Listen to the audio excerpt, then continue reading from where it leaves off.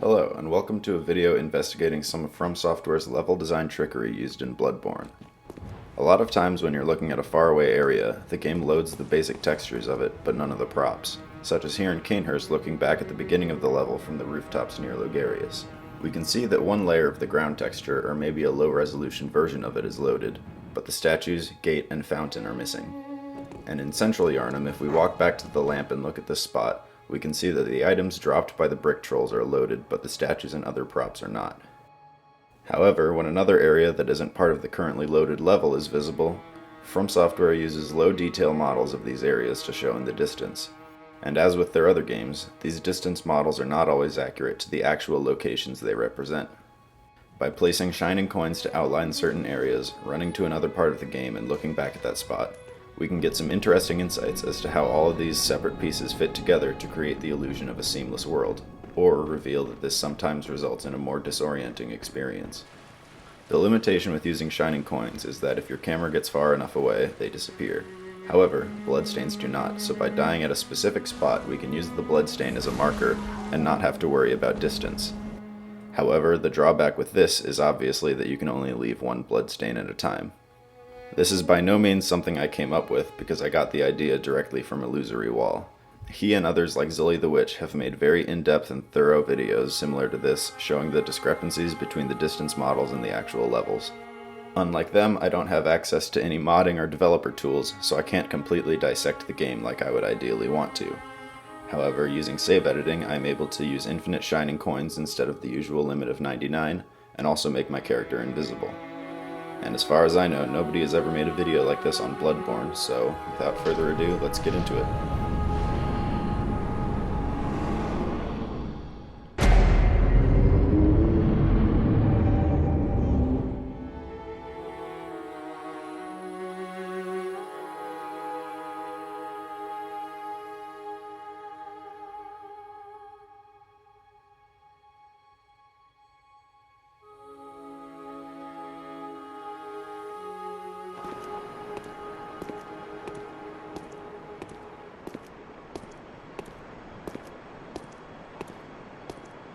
By placing coins along the walls in the sewer area where the pig is, and then going down to the area leading up to Bloodstarved Beasts Arena, we can see that the sewer area is not included at all in the distance model for this bridge.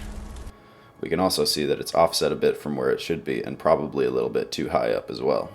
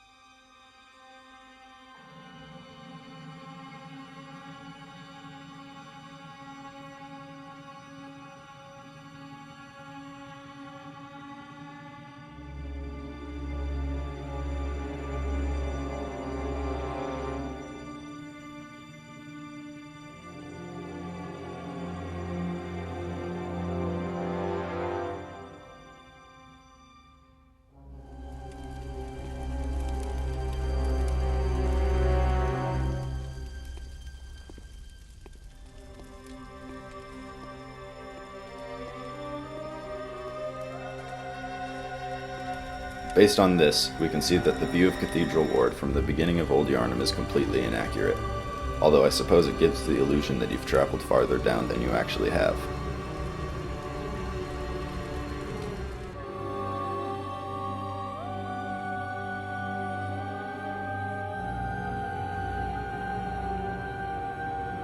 I placed more coins on the path leading back up towards Uden Chapel, and we can see that this whole area would be floating in midair if it were loaded, although the coin distance limits our view.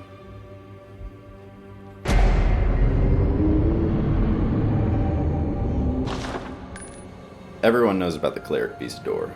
But what about that weird collapsed road in the area where you find the monocular? If we line this area with coins and walk back to the bridge leading to Gascoigne, we can see that this dramatic view of Cathedral Ward is totally inaccurate to what's actually up there.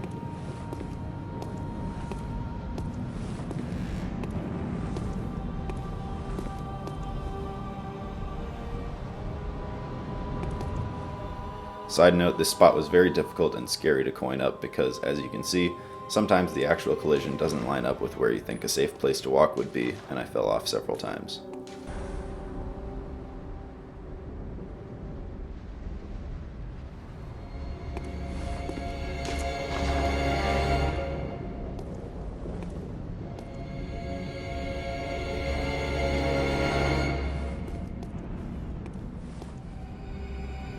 Interestingly, although this area is not accurately represented at all from central Yharnam, the bridges line up perfectly from up here.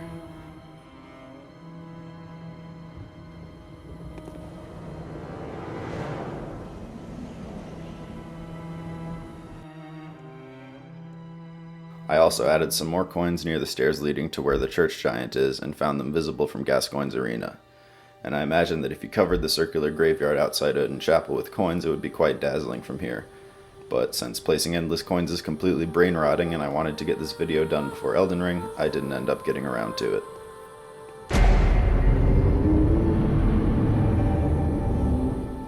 This discrepancy shouldn't be a surprise to people who have really looked around in the game, since what's supposed to be a well is actually a statue in the distance model.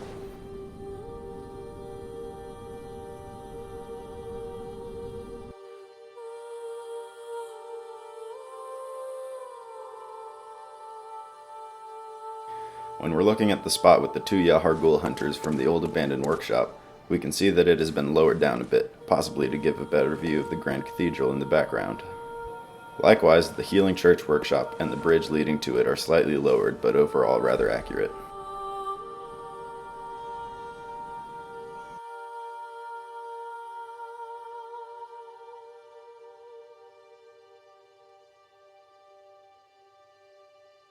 Using the entrance as a reference point, we can see that similarly the church leading to Yhar'gul is where it should be except for its vertical position. And the distance model terrain in that area, quite rough and low detail, is also lower, but it seems kind of far away as well.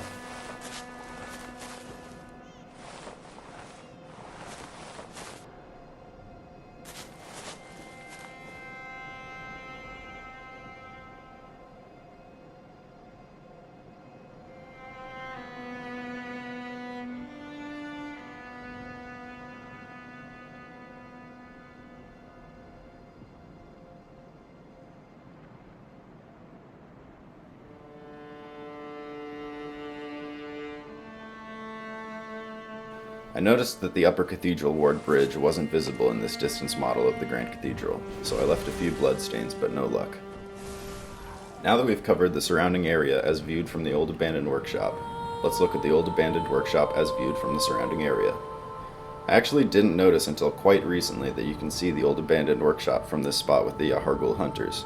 It's hard to see with the trees, but sure enough, there's the familiar curved stairs building and of course the humongous great tree.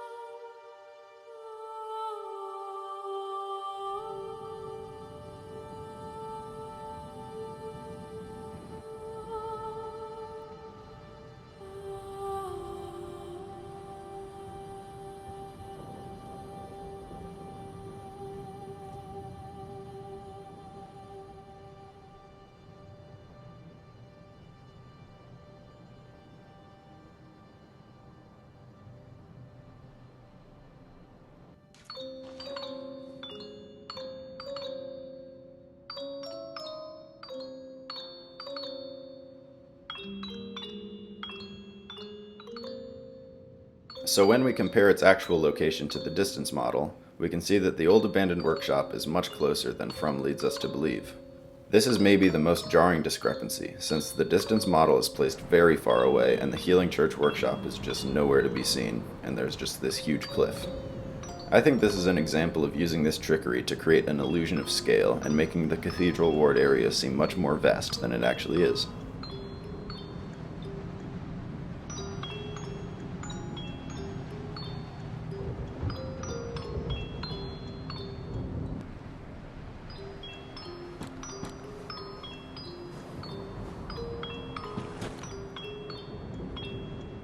We can see part of the coin trail from the Healing Church workshop, but it's mostly covered up by the rocks and fog of the other distance model for the old abandoned workshop.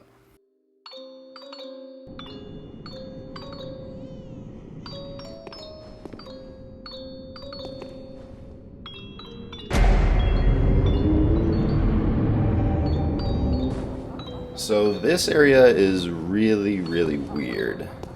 As far as I can tell, it doesn't have any representation in distance models other than scattered buildings around the Healing Church workshop.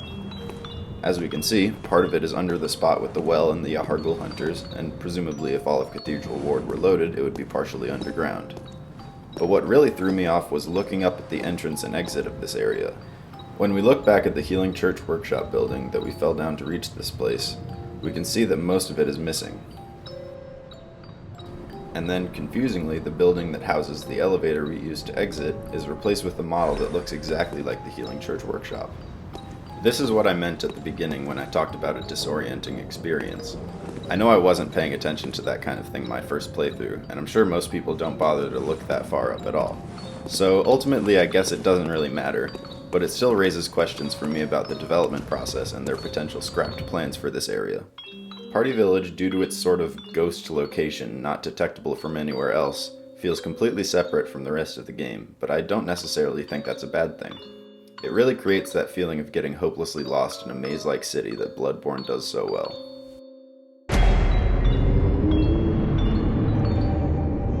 So lastly, we have Forbidden Woods and Byrgenwerth. Byrgenwerth is visible from one windmill in Forbidden Woods, and likewise that windmill is visible from Byrgenwerth. The windmill's position is a little bit offset, but pretty accurate. I left a few bloodstains in Byrgenwerth. In front of the chest with the student set in it, on the lunarium facing the lake, and in the tower next to the chest with the empty phantasm shell. This last bloodstain in the tower was visible in the area with the fire and pig near Shadows of Yharnam, proving that Byrgenwerth is being hidden at this position. After lining up all the screenshots of the view of Byrgenwerth from the top of the ladder leading to the suspicious beggar, we have a very rough idea of where Byrgenwerth actually is. Here we see the blue elixir that Yuri drops, the bloodstain next to the chest with the student set, the bloodstain on the lunarium facing the lake, and the bloodstain in the tower next to the empty phantasm shell. Based on this limited information, this is my approximate sketch of where Byrgenwerth is actually positioned. At some point in the future I might leave a lot more bloodstains to accurately pinpoint it, but I'm satisfied with this for now. Now I'll go through some miscellaneous and odd findings that I came across while making this video. First of all, here's a demonstration that the render distance of the shining coins is dependent on the camera and not the player's position. There's this section of railing behind the bench that doesn't interact with coins at all. When using a monocular, coins end up right in front of your character instead of where they would end up normally. It might be useful to see this from a summoned player's point of view. There are a couple places in Upper Cathedral Ward where they just forgot to put textures.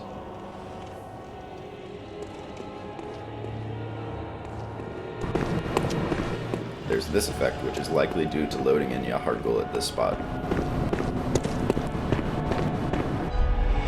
32 seconds after loading the old abandoned workshop area, an unknown enemy dies off screen.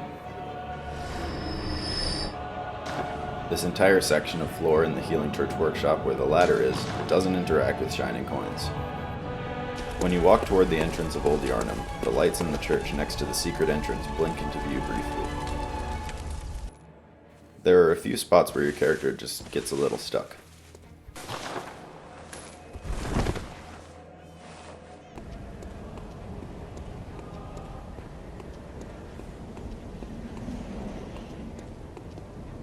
There are a couple places in Forbidden Woods where you can watch parts of the level pop into view instantly.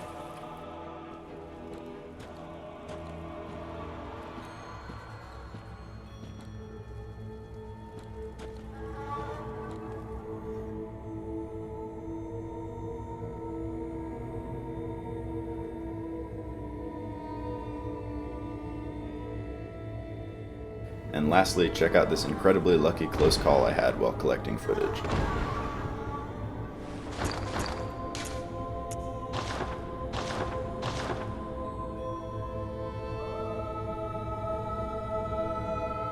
Thanks for watching.